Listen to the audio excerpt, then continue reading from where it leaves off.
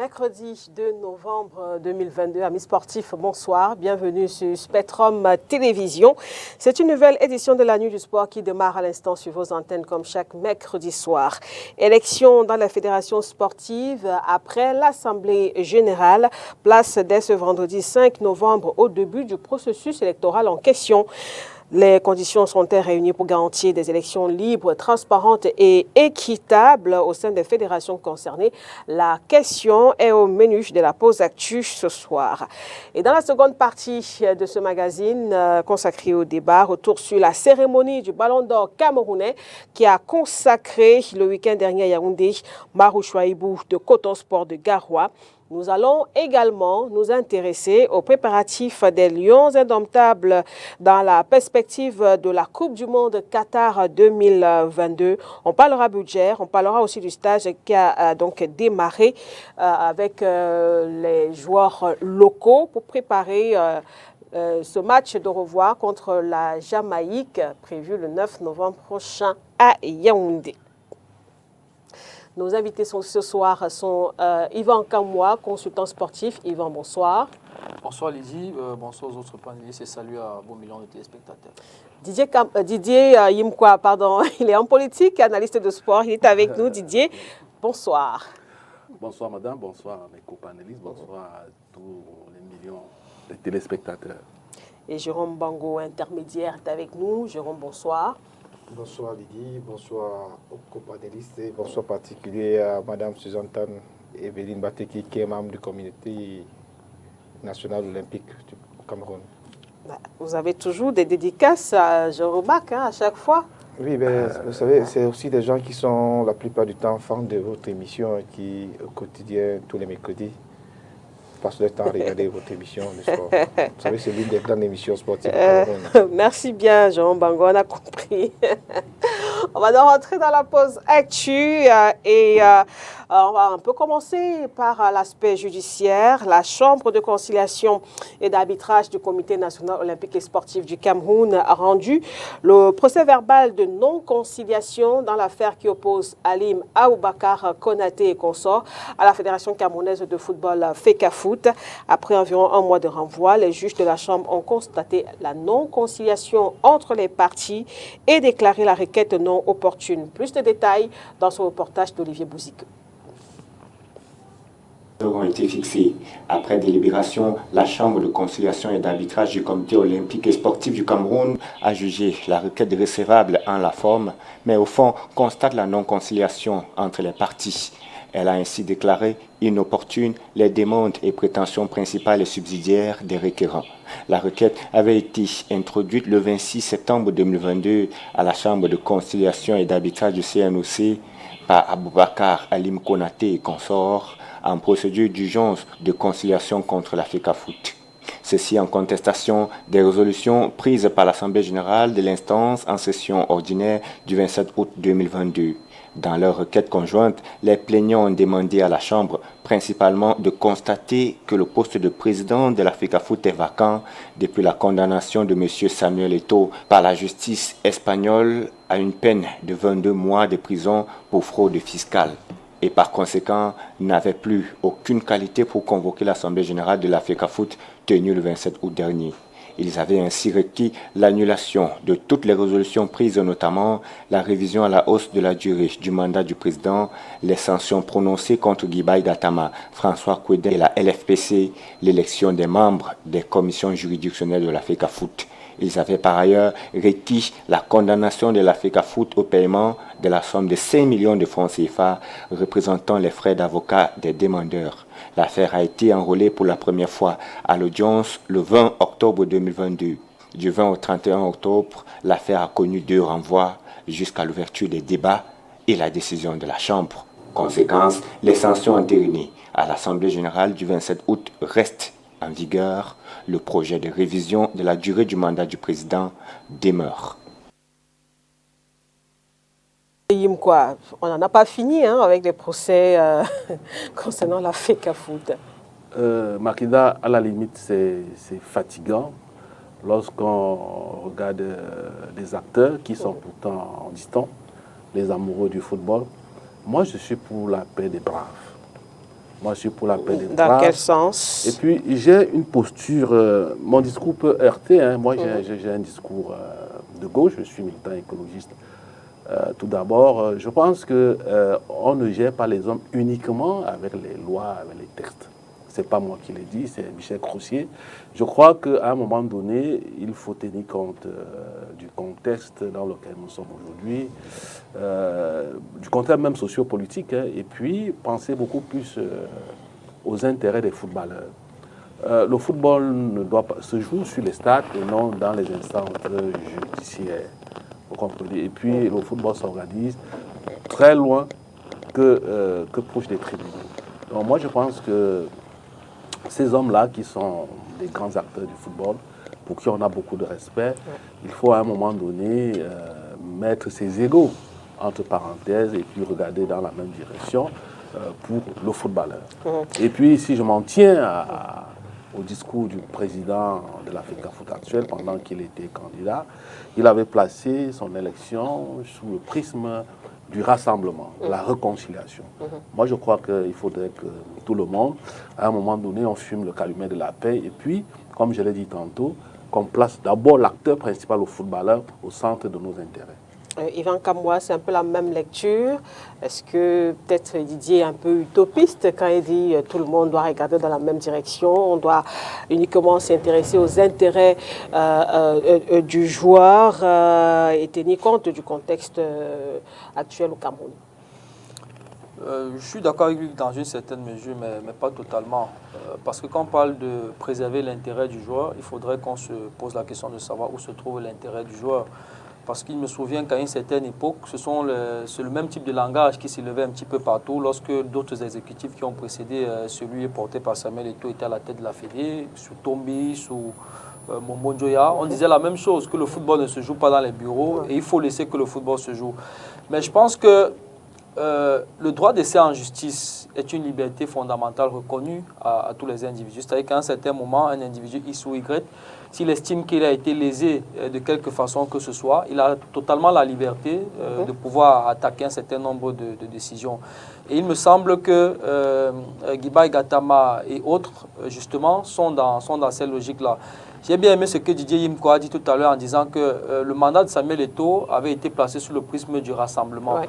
Mais quand vous étudiez un petit peu les péripéties, notamment le comité exécutif de la fédération qui s'est tenu ici à Douala à la fin du mois d'août, ce comité exécutif a accouché de la suspension de 2 membres du comité exécutif. Il ne me semble pas que moins d'1 an seulement après être porté à la tête de la Fédération camerounaise de football, qu'on en soit déjà à l'exclusion de certaines personnes qui faisaient partie de votre bureau central. Il ne me semble pas que ça, ce soit des logiques qui soient de nature conciliatrice. À partir de ce moment-là, ceux qui ont été exclus, s'ils estiment avoir été exclus injustement ou justement, ils sont libres de pouvoir attaquer ces décisions-là et il me semble que c'est ce qui a été fait.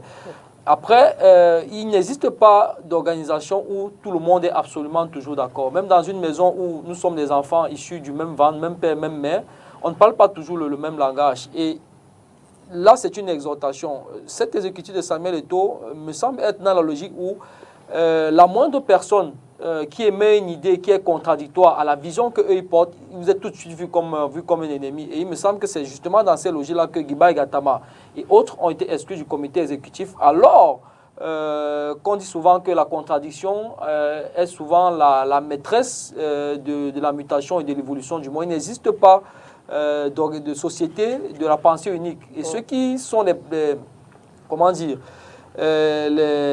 partisans de la pensée unique, j'ai envie de dire qu'ils sont les anti-progressistes quelque part et pas les partisans du progrès. C'est justement cette contradiction-là, c'est de cette contradiction-là que peut jaillir la lumière. Et quelles que soient les bonnes idées, les bonnes intentions qui puissent vous animer, vous ne pouvez jamais totalement voir toutes les angles ou alors apprécier tous les angles d'une situation.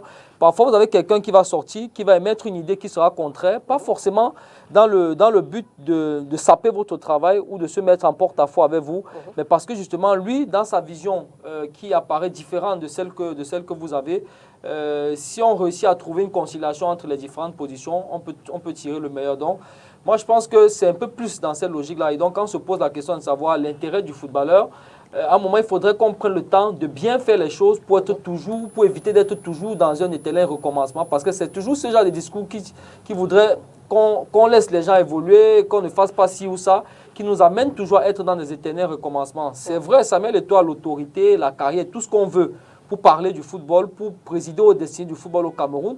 Mais ça ne veut pas dire, ça veut pas de lui non plus un érudit ou un dieu ou un athée, ou c'est pas athée, un érudit ou un dieu, donc c'est-à-dire quelqu'un qui peut tout savoir, avoir la science invue sur tout. Non, il a besoin de personnes à côté de lui, parfois qui ont une idée pas concordante à ce qu'il pense, mais il gagnerait parfois aussi à apporter une oreille attentive à ce type de personnes-là, parce que c'est ce faisant qu'à mon avis, il va réussir à mener un bon travail à la tête de la fédération. Peut-être avant la réaction de Jérôme, Didier, vous avez écouté un peu le développement d'Yvan Kamboua. Vous avez l'impression qu'entre ce que le président de la FECAFOOT dit, sur le terrain, c'est autre chose qu'on constate? Malheureusement, je ne suis pas contre ce que le développement de Yvan. Vous savez, de la contradiction naît la lumière. Donc, si nous sommes d'accord sur tous les points, votre émission va devenir une émission d'évangélisation. Alors que nous sommes ici, nous sommes trois. Il faut que nous trois, nous ayons des positions, pas des mêmes positions pour ne pas rendre le plateau insipide. Moi, je pense que oui, il a raison. Et Samuel Eto'o n'est pas un dieu. Samuel Eto'o, c'est un humain. Il a ses forces, il a ses faiblesses. Et aujourd'hui, il est président. Donc, il est président de la FECAFOOT. Moi, je pense qu'il doit être la personnalité la plus humble. Il doit être toujours prêt à aller vers les autres, à tendre la main aux autres, à développer un discours fédérateur. Parce que, comme Yvan a si bien dit, que vous le vouliez ou pas, vous aurez toujours les gens qui seront contre vous. Et ça, c'est humain. Il faut l'accepter. Les gens, tout le monde n'est pas prêt à vous cirer les pompes. Vous comprenez? Tout le monde n'est pas prêt à tomber dans le piège de l'obséquiosité. Tout le monde n'est pas prêt à faire dans le larbinisme. Donc, il faut l'accepter. Et Samuel Eto'o, avant qu'il ne soit président de la FECAFOOT, il a été un contestataire patenté. Vous comprenez? Donc, c'était son habitude. Il faudrait qu'il accepte aussi qu'à tout moment, il peut être contesté. Mais ce que moi je dis, c'est qu'au-delà de toutes ces contradictions, de toutes ces contraintes, de toutes ces vulnérabilités, à un moment donné, il faut faire stop, comme disait l'artiste, et puis regarder surtout l'intérêt du joueur. C'est-à-dire parce qu'on dépense beaucoup plus. Parce que je suis convaincu que, je peux vous garantir, ces gars-là ne vont pas s'arrêter là. Ils vont aller vers l'OTAS. Et encore, c'est beaucoup d'argent, c'est de l'énergie. Oui, parce qu'il n'y a pas eu de conciliation. Oui, ils peuvent aller... Peut-être soit aller en arbitrage. Voilà, ils peuvent saisir le tribunal d'arbitrage sportif. Voilà. Ils ont les moyens, ils ont le temps, ils ont l'énergie. Et puis pendant ce temps, on a des équipes, on a des jeunes qui ont besoin d'être développés, qui ont besoin d'être accompagnés. Personnellement, je pense qu'à un moment donné, il faut mettre de l'eau dans son vin, il faut mettre ses égos entre parenthèses. Rien, Yvan, je peux vous le dire, on ne règle pas tout avec le droit. À un moment donné, il faut penser à autre chose. Vous comprenez? C'est pour ça que moi, je parle des égos. Il faut mettre les égos entre parenthèses. Il faut qu'on s'accepte avec ces différences. Et puis, le monde va avancer. Alors, Jérôme, c'est peut-être un problème d'ego aussi, selon vous? Un problème d'ego, moi, je dirais non. Il y a parmi les membres de l'AG, d'autres qui peuvent simplement profiter de certains couacs au sein des membres de la Fédération camerounaise de football pour pouvoir tout simplement attirer l'attention au niveau de la présidence. Et Yvan a dit quelque chose d'important. Je crois qu'il a essayé de brosser le gros de tout, parce qu'il faut dire tout simplement que Alim Konaté et consorts ont tout simplement décidé d'amener l'affaire au niveau de la CCA, simplement estimant que au niveau des instances internationales, ce qu'a subi le président Samuel Eto'o du côté de l'Espagne devait donner droit aussi à une suspension, parce qu'il faudra bien qu'on s'appuie au test. Il devrait le suspendre aussi, parce que si le Cameroun se doit de mettre en application les lois internationaux sur le plan juridique, il se doit d'être applicable aussi au Cameroun. Mais dans quelle forme? Je crois que c'était l'une des raisons pour lesquels ils se sont présentés au niveau du CCA et pour que le CCA essaye d'apporter tout simplement une clarification pour ces membres-là. Mais aussi, hein, comme dit Didier, il faudra tout simplement faire taire certaines polémiques de temps en temps, même s'ils attirent tout simplement l'attention. C'est ce qu'on dit ça, hein, mais on constate que les procédures quand même, les procédures ne doivent pas manquer. Les procédures ne doivent pas manquer parce que ont-ils raison d'amener souvent certaines affaires au niveau des instances juridiques hautes sportives au niveau national. Ils ont raison. Mais à quoi profite si de temps en temps on est au niveau des instances juridictionnelles et que ça amène un frein au niveau peut-être des activités sportives, parce qu'on dit toujours on en a souffert de ça et on voudrait bien voir ces derniers temps que le football camerounais décolle. Donc, et toi, est-il venu pour cet exercice, pour concilier vraiment tous les membres? S'il doit concilier, qu'il ait aussi une oreille attentive à ceux-là qui ne sont pas avec lui, pour qu'ensemble, qu'ils regardent dans le droit chemin et qu'ils font décoller tout simplement le football camerounais. D'accord. Peut-être une dernière réaction, Didier. Il faudrait peut-être s'attendre à quoi pour la suite? Moi, je pense que, puisqu'il a été élu, je vais me répéter peut-être, il a été élu donc, en tant que patron de l'instant fêtière du football. Et en principe, il doit être le plus humble. Parce alors, quand la CCA, par exemple, dit que elle trouve la requête non opportune. Oui, ça ne fait rien. C'est les papiers. La vraie paix est dans le cœur. Hein. C'est les chaînes mentaux qui nous empêchent d'évoluer. La vraie paix est dans le cœur. Moi, je pense que si Jésus-Christ, pour les chrétiens, a lavé les pieds de ses apôtres, c'était une preuve d'humilité. Vous comprenez, Jésus-Christ, au niveau de sa stature et consort, mais il s'est rabaissé quand même en lavant les pieds. C'est une leçon qu'il envoie à des humains. Bon, Samuel Eto'o aussi, président de l'Africa Foot. Personne ne lui conteste ce droit, cette légitimité, cette légalité. Peut aussi, à un moment donné, même s'il est entouré par des... Les payants contestent. Oui, ça ne fait rien. Voilà. Il faut engager des discours, des passerelles. Ça se fait en politique, vous comprenez, pendant qu'il y a des jugements par-ci, par-là. Mais en back-office, il y a ce qu'on appelle la diplomatie de couloir. Vous engagez des passerelles, vous trouvez des gens avec qui peuvent même calmer vos protagonistes. C'est ça aussi la diplomatie. Le football n'est pas seulement le jeu. À côté du jeu, il y a l'enjeu. Il y a l'enjeu diplomatique, il y a l'enjeu sociopolitique, il y a l'enjeu économique, financier. Il faut tenir compte de tous ces déterminants pour aller plus loin. Et puis, le président Samuel Eto'o, il connaît mieux que moi ce que c'est que le football dans une société comme le Cameroun. Il sait qui peut toucher Guibaï Gaïtama, qui peut toucher Alim Konaté. Et puis, calmer le jeu, et puis qu'on soit vraiment dans la véritable union sacrée, pas dans l'hypocrisie qui nous entoure aujourd'hui, alors que nous sommes à quelques jours du Qatar. En tout cas, affaire à suivre. On va rapidement évoquer les élections annoncées dans les fédérations sportives.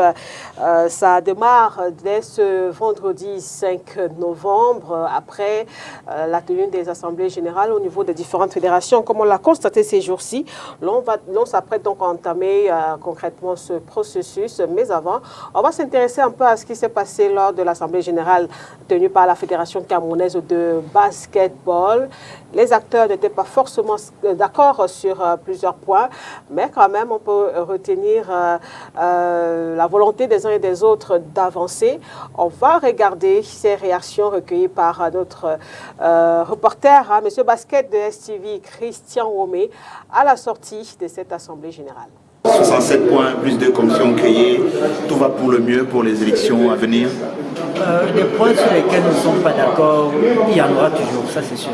Mais tout ce qui est bien, c'est que nous ne travaillons pas, nous n'avons pas fait ces 67 points pour, je vais dire, le bureau sortant, pour nous-mêmes, non. On a travaillé tout simplement pour l'amélioration du basketball camerounais. Les textes étaient assez vieux, il fallait qu'on s'arrime en quelque sorte. Les choses évoluent, le basket aussi évolue. Donc il aurait bien fallu qu'on revoie certaines choses. Et voilà. Est-ce que les choses revues aujourd'hui permettent à ce que tout le monde vienne de façon à l'aise pour les élections prochaines? Il n'y aura jamais des gens qui seront à l'aise. Puisqu'il y a toujours de mauvais perdants, il n'y aura jamais des gens qui viendront à l'aise. Mais sur la base des textes. Ce que je sais, c'est que ces textes ont été vraiment modifiés parce qu'ils étaient vieux. Oui, c'est-à-dire il y avait beaucoup de zones d'ombre, il y avait des omissions et on a fait des efforts pour qu'on puisse mener à bien la marque FECA Basket Cameroun. Nous sommes assez satisfaits. Ce qui a été dit ici, maintenant nous attendons Oui, on peut dire que tout s'est passé pour le mieux. C'était pas facile. 67 points, c'est énorme. Et on a dû créer même des commissions ad hoc parce que il fallait animer nos tests à la loi de 2018. Donc, c'était pas facile. 67 points, plus deux commissions créées, la commission électorale et la commission des recours. C'était difficile, mais Dieu merci, nous sommes en sortis. Je crois que tout le monde sort d'ici satisfait. D'accord. Est-ce qu'on peut dire que au soir du 12 décembre, si jamais c'est la date qui est arrêtée pour les élections à la Fédération camerounaise de basketball, on va, après ces travaux, vers des élections assez équitables pour tout le monde? Ah oui, les tests sont assez clairs. Vous avez vu, il n'y a pas eu un point sur lequel nous ne sommes pas tombés d'accord. Donc, au soir du 12 décembre, je crois que le basket va rebondir une fois de plus, comme le ballon orange a un petit peu rebondi. Et quelqu'un qui suit de très près l'actualité de basket, c'est évidemment Yvan Kamwa. Alors, Yvan, une réaction s'approche vers ces élections-là au niveau de la FECA Basket. Est-ce que vous avez l'impression justement que tout est réuni pour que tout se passe bien? Que tout se passe bien, ça dépend du bout par lequel on le prend. Mais personnellement, moi je ne sens pas une émulation aussi importante que ça au sein de la FECA Basket. Je ne sais pas si les différentes personnes avancent à visage non découvert ou à visage voilé pour l'instant et ils cachent leur jeu. Mais il y a très peu de candidatures jusqu'ici qui se sont dévoilées en dehors du président sortant, Samuel Ndoukou, dont on sait qu'il sera encore candidat à sa propre succession.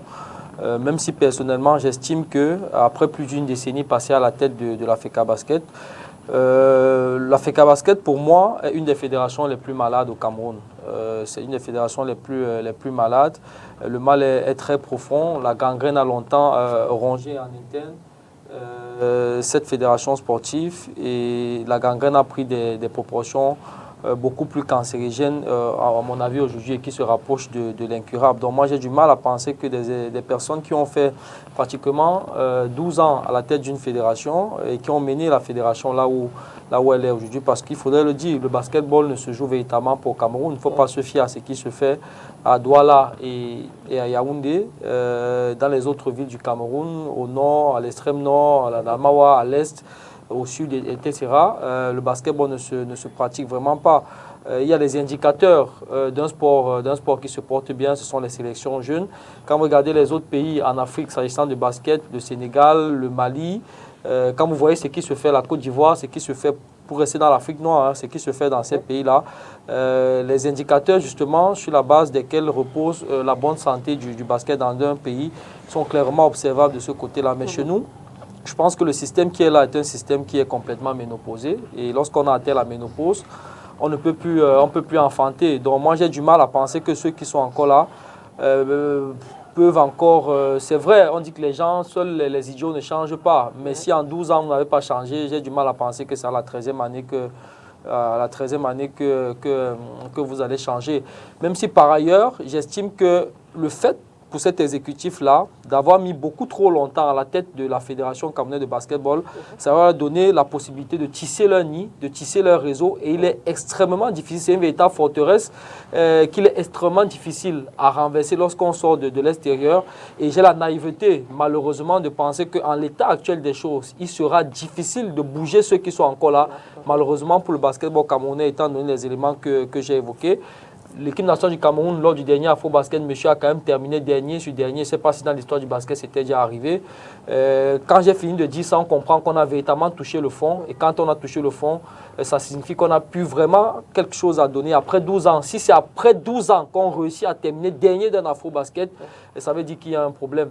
Mais malheureusement, comme je le disais tout à l'heure, quand vous analysez les forces en présence, quand vous faites un état des lieux du contexte actuel, il sera difficile de bouger qui sont là, malheureusement pour le basketball camerounais, j'ai envie de dire.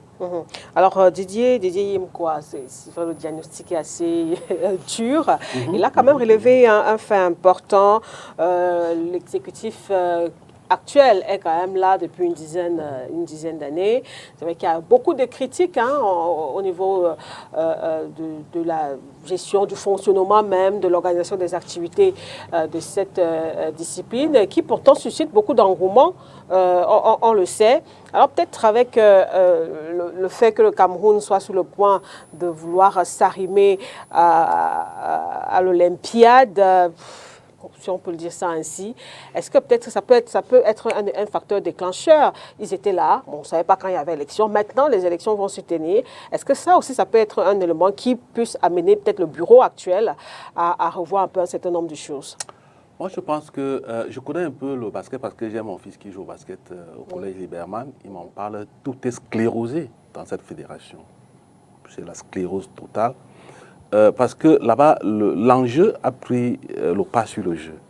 Bon, les gens ont pris une fédération en otage pour leurs propres intérêts. Et puis, il y a une tricherie criante dans cette fédération. Vous voyez, lorsqu'il y a, par exemple, des tournois, les gens préfèrent aller piocher dans la diaspora. C'est-à-dire choisir des joueurs pour lesquels ils ignorent même peut-être un certain nombre de développements, vous comprenez.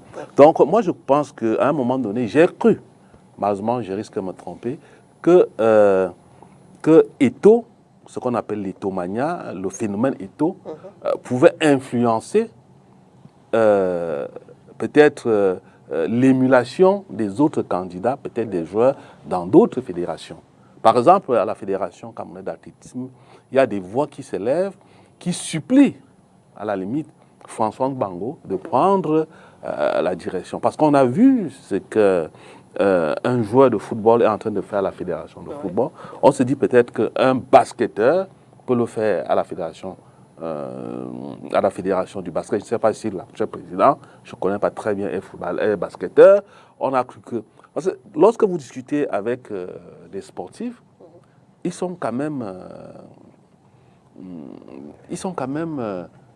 je dirais, sensibles à tout ce chamboulement, à ces ruptures que l'on vit aujourd'hui à la Fédération camerounaise de football. Personne n'est indifférent.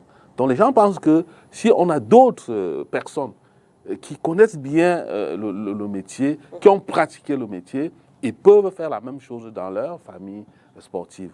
Mais malheureusement, à la Fédération de football, basketball, lorsque vous écoutez c'est ce que nous avons écouté là, on a l'impression qu'on est dans ce que les stratèges appellent l'équilibre latéral.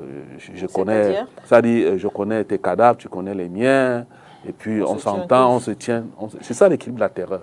Vous comprenez? Avec l'équilibre latéral, vous vous tenez, et puis malheureusement, c'est le jeu qui prend un coup. Peut-être vous sortir de ce sujet, Jérôme Bango. Tout à l'heure, Yvan évoquait le fait qu'il y ait très peu de candidatures, par exemple, déclarées pour le moment.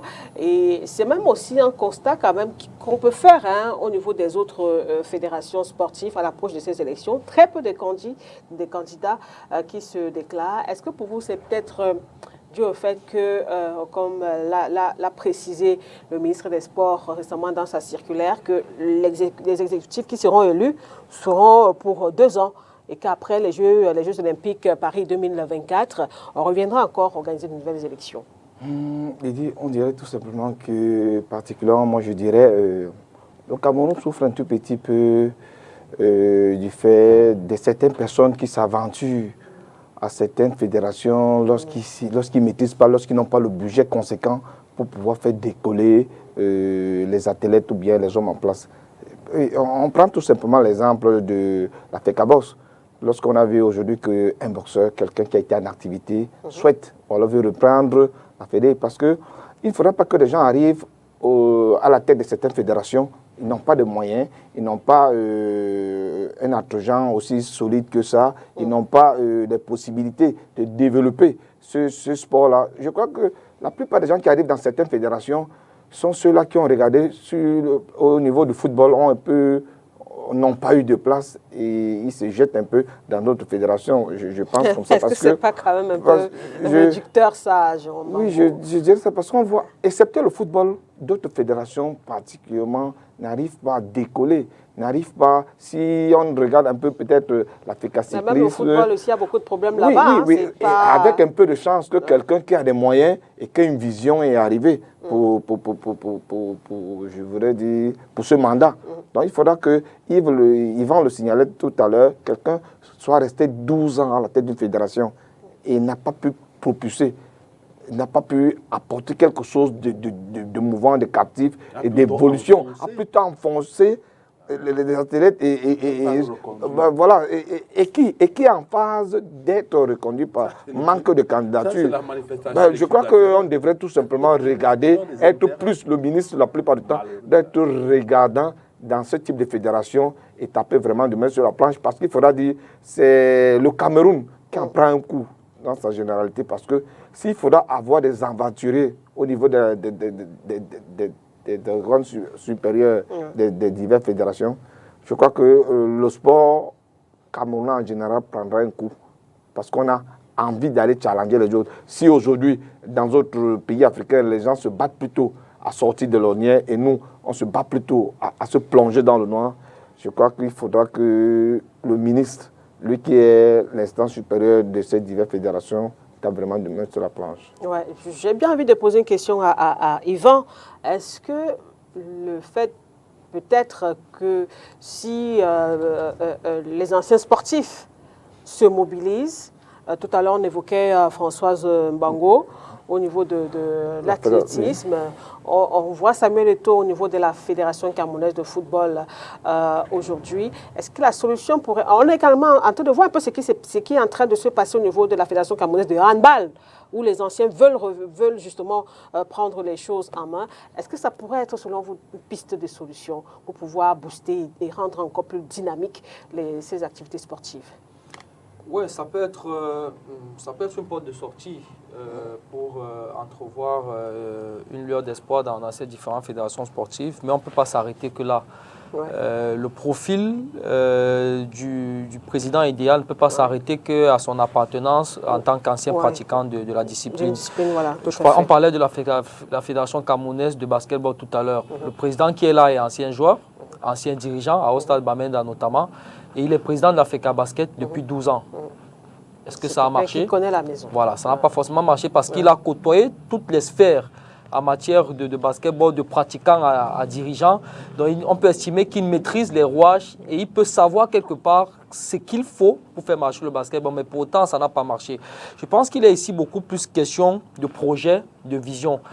À la tête de nos différentes fédérations, on a malheureusement des personnes qui parfois se battent pour y accéder, non pas parce qu'ils ont une véritable vision pour sortir le sport de la difficulté ou alors le sport de la difficulté dans laquelle elle est embrigadée, mais parce que beaucoup de ces personnes s'en servent comme strapontins, soit sur le plan politique, soit sur le plan social. Vous ferez une observation, c'est que dans la plupart des fédérations sportives au Cameroun et même dans le football, il y a beaucoup de fonctionnaires. Et pour moi, c'est un des problèmes des fédérations sportives au Cameroun. Et c'est ce qui justifie d'ailleurs que vous verrez que la plupart, en dehors du foot, la plupart des autres fédérations, de la cinquantaine de fédérations qu'on a au Cameroun, sont suspendues au crochet du ministère des Sports. Il y a une sorte d'infantilisation des fédérations sportives au Cameroun qui fait que, au sein des fédérations sportives, on a l'impression qu'on ne peut rien faire sans le ministère des Sports. Le football, à travers la création de ses propres moyens de fonctionnement, a réussi à se détacher justement de ce joug du ministère des Sports. Et cela appuie encore plus ce que je disais tout à l'heure, à travers le manque de vision des personnes qui arrivent à la tête de ces fédérations. Il y a une fédération, moi, que j'admire au Cameroun, c'est la Fédération camerounaise de volleyball. Honnêtement, quand vous voyez ce que cette fédération fait, alors que le volleyball n'est pas le sport le plus prisé au Cameroun, avec le peu de moyens qu'ils ont, la manière dont ils fonctionnent, c'est la seule fédération au Cameroun qui réussit à gagner dans toutes les catégories, des U15 jusqu'aux seniors. Parce qu'à la tête de la fédération, il y a un monsieur qui a une vision Et justement, à travers la vision, il a choisi les personnes qui vont s'imbriquer, qui vont accompagner sa vision. Et ensemble, ils trouvent les moyens d'implémenter la vision qu'ils ont. Donc, au-delà du profil, en tant qu'ancien pratiquant de la discipline, parce que lorsqu'on a pratiqué la discipline, on connaît les problèmes de la discipline, on connaît les besoins de l'athlète pour performer à un certain niveau, mais ça ne doit pas s'arrêter là. On doit pouvoir monter un projet social solide, chercher des partenaires qui vont accompagner ce projet-là pour le rendre matériel. Et ce n'est qu'à partir de ce moment-là qu'on pourra espérer justement que l'essor, l'épanouissement ou alors l'émancipation de ces sports-là pourront être effectifs. D'accord. On va donc attendre de voir comment va se dérouler ce processus électoral au niveau des fédérations sportives. Processus qui démarre dès ce vendredi 5 novembre. On observe une pause publicitaire. On se retrouve juste après pour le débat.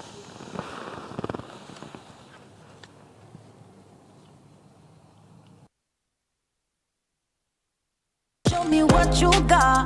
See, I don't need love, no real love. Come on, I don't need love, no real love. Come on, rude boy, you better show me what you got. See, I don't need love, no real love. Come on, rude boy, you better show me what you got. Bom bom bom bom bom bom. Kikoto, arkidodo, arkikoto, arkidodo, arkikoto, arkidodo. Bom bom bom bom on my knees. My lady do me well, she say, oh yes I do, oh yes I'm on my knees. My lady. Reactor That Power. No limits. Oh yes I do, oh yes. Un produit sous du pays. Retour en plateau, on va donc commencer cette seconde partie avec ce thème au sujet du Ballon d'Or camerounais. Marou Chouaïbou a donc été consacré le week-end dernier au cours d'une cérémonie organisée au Palais des Congrès de Yaoundé. On va vous proposer de revenir sur quelques temps forts de cette cérémonie du Ballon d'Or.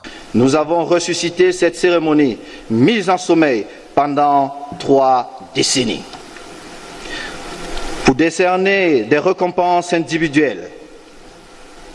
Parce que le succès d'une équipe est une somme d'efforts individuels. Nous devons les reconnaître et les récompenser à leur juste mesure. Encourageons nos compétiteurs, nos entraîneurs et nos arbitres pour qu'ils excellent ici et ailleurs. Reconnaissons les efforts des présidents de clubs sans lesquels il n'y aurait pas d'équipe ni de compétition. Chers présidents, chers collègues, continuez à tenir.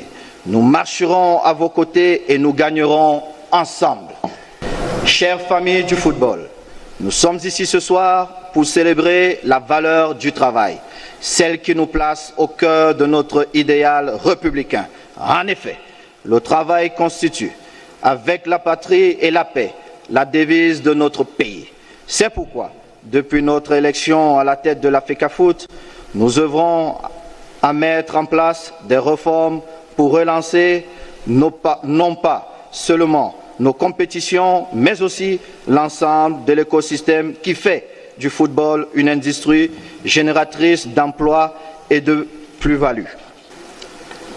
Le président de la République, son Excellence M. Paul Biya, nous a gratifié d'un parc d'infrastructures parmi les meilleurs en Afrique, voire dans le monde. Nos stades vont coûter cher en entretien et en maintenance aux contribuables, mais ne sont pas une charge. Ils sont une opportunité. Avec le concours de tous, nous les rentabiliserons. Pendant la saison qui s'achève, les playoffs se sont joués à Garoua et on a eu un succès populaire encourageant. Le tournoi Interpol à Limbé a connu un engouement que l'on croyait définitivement révolu. La finale de la Coupe du Cameroun a bénéficié d'une affluence inédite et pour un coup d'essai, le trophée des champions joué à Bafoussam a été un coup d'un maître. Mesdames et messieurs, nous sommes réunis ici ce soir pour célébrer la reconnaissance du mérite. Les prix de ce jour participent de la reconnaissance du talent et du travail individuel.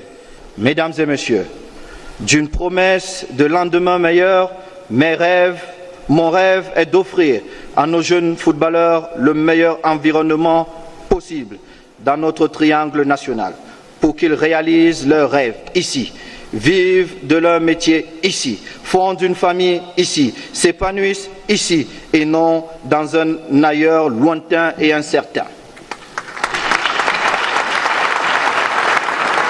Et notre ballon d'or est Marou Saïbou.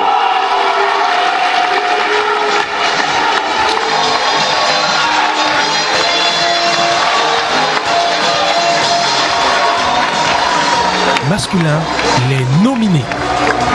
Marou Saïbou.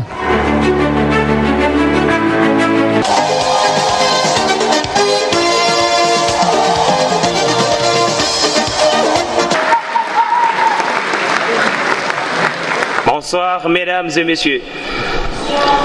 Je suis honoré de recevoir ce ballon d'or ce soir.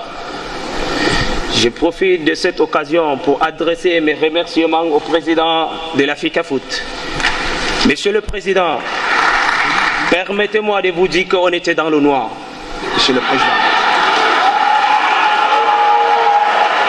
On était dans le noir.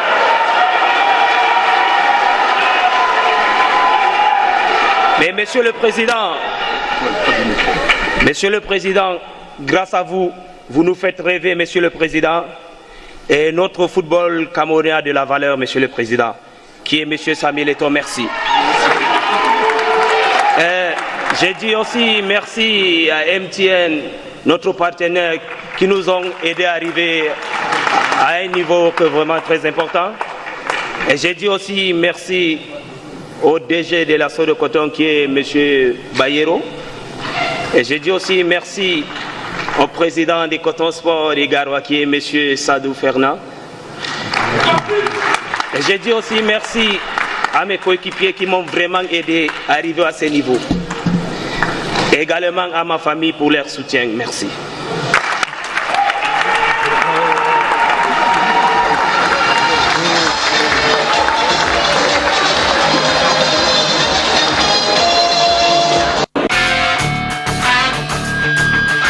Voilà pour ces quelques temps forts de la cérémonie du Ballon d'Or camerounais le week-end dernier à Yaoundé. Yvan, notre football était vraiment dans le noir, s'il faut reprendre un peu les propos du Ballon d'Or camerounais.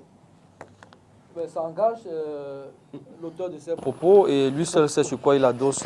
C'est ça, a beaucoup parlé sur les réseaux sociaux. Justement, j'ai entendu des gens s'extasier justement à la suite de ces propos, mais en même temps il faut savoir ce qu'on veut, parce qu'il me semble qu'au cours de la même cérémonie, sauf si j'ai mal vu, il y a un prix spécial qui a été remis au chef de l'État pour l'ensemble de son œuvre dans le sport camerounais. Donc quand on dit qu'on était dans le noir, et en même temps on remet un prix au chef de l'État pour louer justement son apport en matière de sport au Cameroun, il me semble qu'il y a contradiction. Donc celui qui l'a dit, ça l'engage. Mais par contre, ce qu'il faut souligner pour le féliciter, c'est le retour de l'initiative quand même 3 décennies après.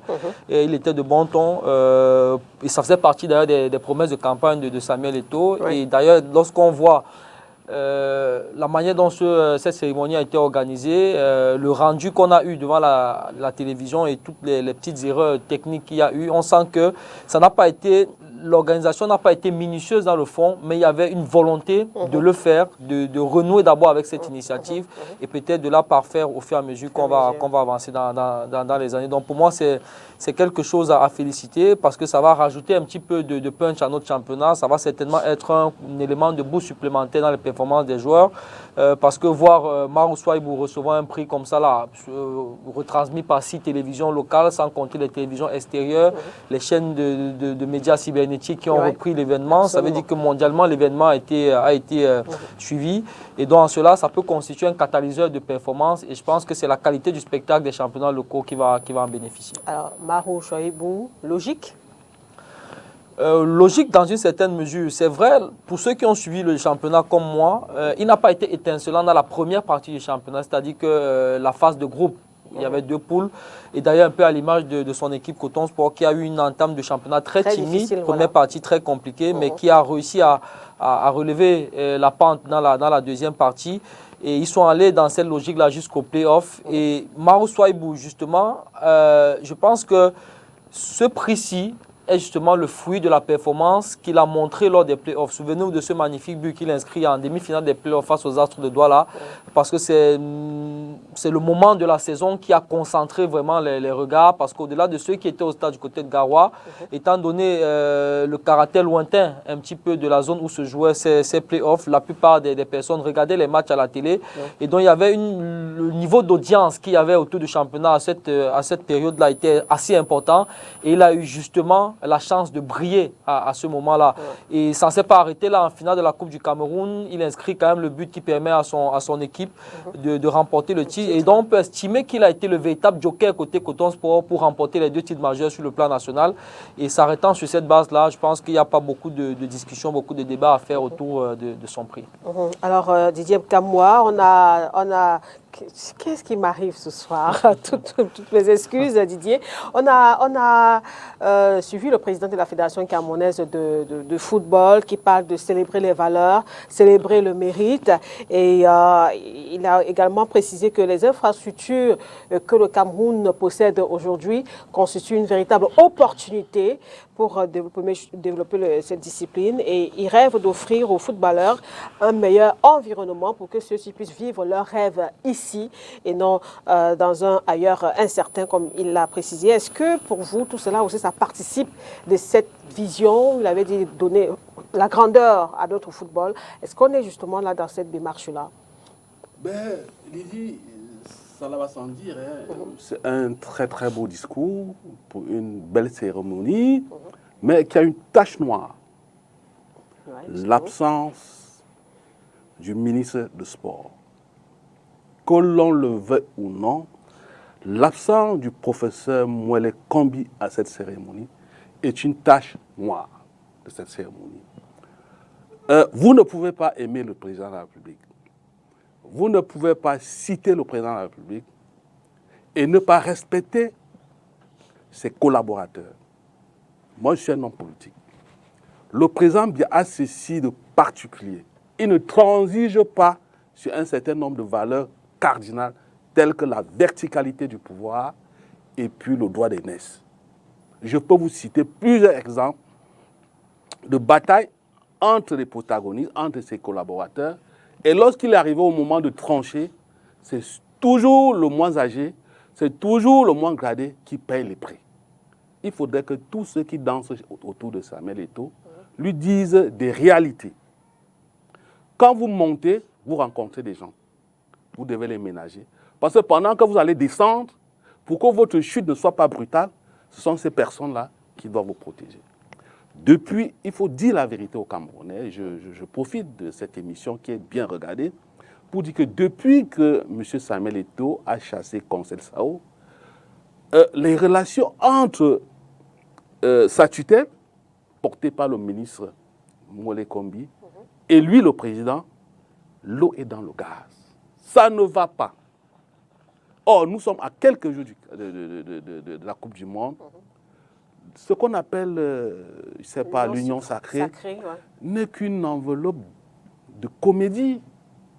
Lorsque le président de la FECAFOOT ne peut pas s'entendre avec le ministre, avec la tutelle, avec le ministre de Sport, on peut ergoter sur le temps qu'a mis le courrier pour arriver au ministère.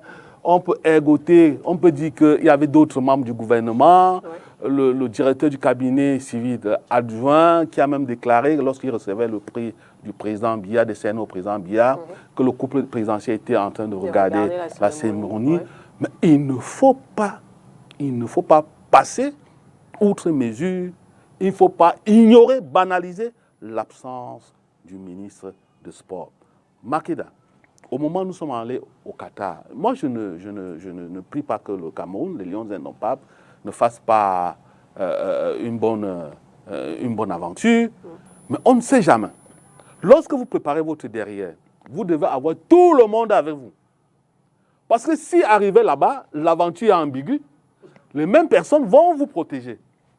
Mais si vous n'avez pas tout le monde derrière vous, et qu'en face, on vous cogne, on va vous cogner 3 fois plus lorsque on va rentrer.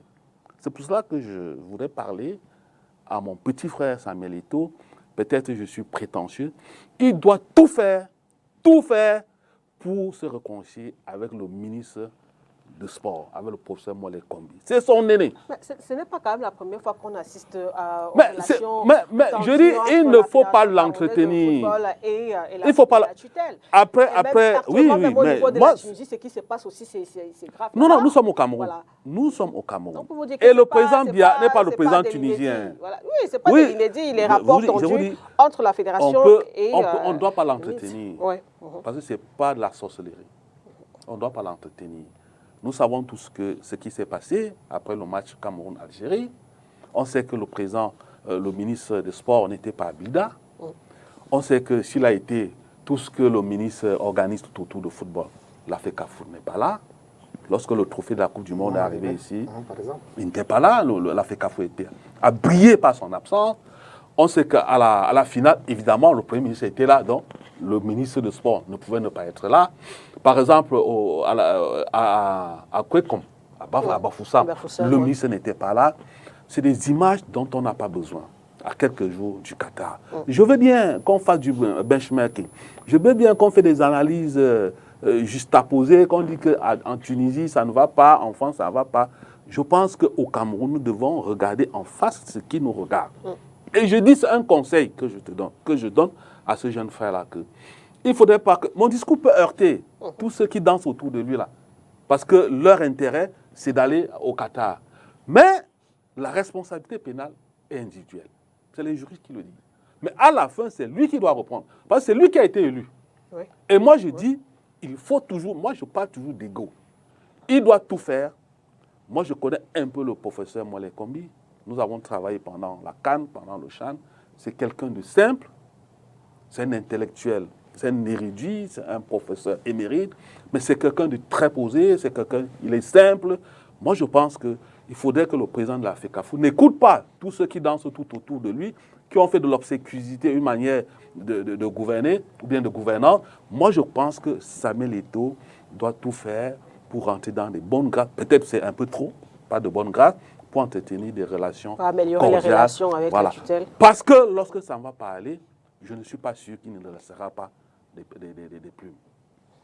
Bon, on vous a compris, Didier Yimkwa. Jérôme Bango, on connaît l'identité du Ballon d'Or, Marou Chouaïbou, qui a donc été consacré.